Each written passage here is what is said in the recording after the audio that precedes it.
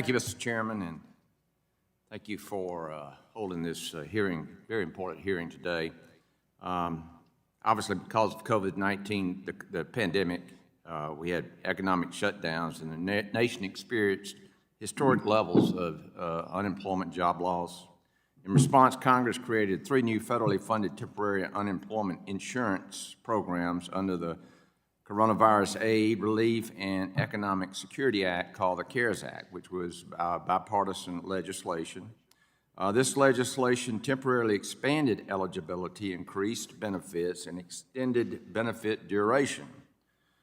Democrats chose to continue to pay expanded benefits under the expensive and partisan American Rescue Plan Act. Recognizing that the vast majority of Americans had the opportunity to return to work, Republicans fought against this extension, and Democrats ignored our concerns.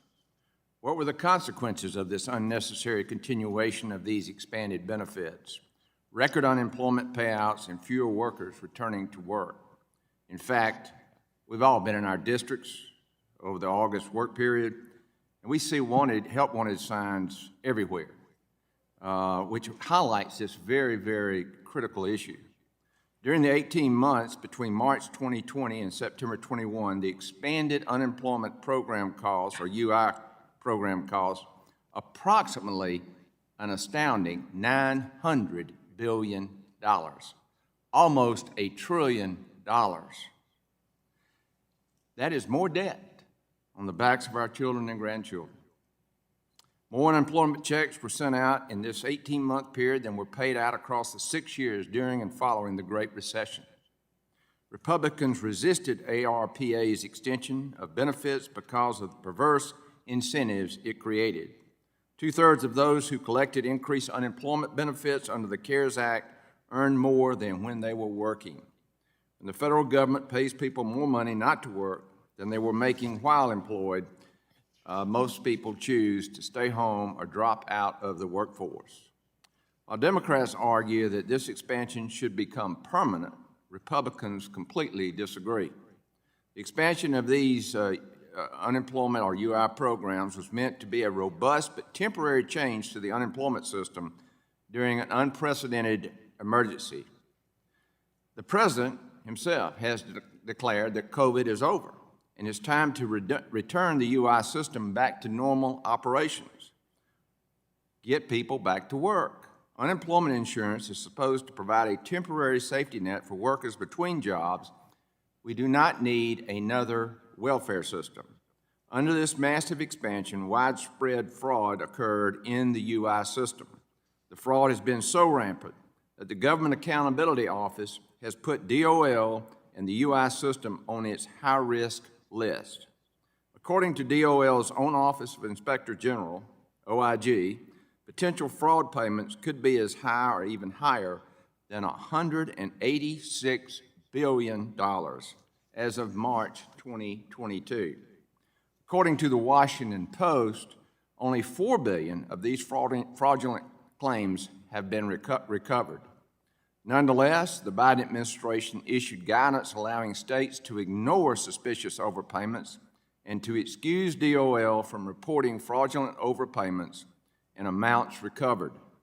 The Biden administration should assist states to recover stolen money, not putting roadblocks in their way or encouraging them to ignore fraudulent behavior.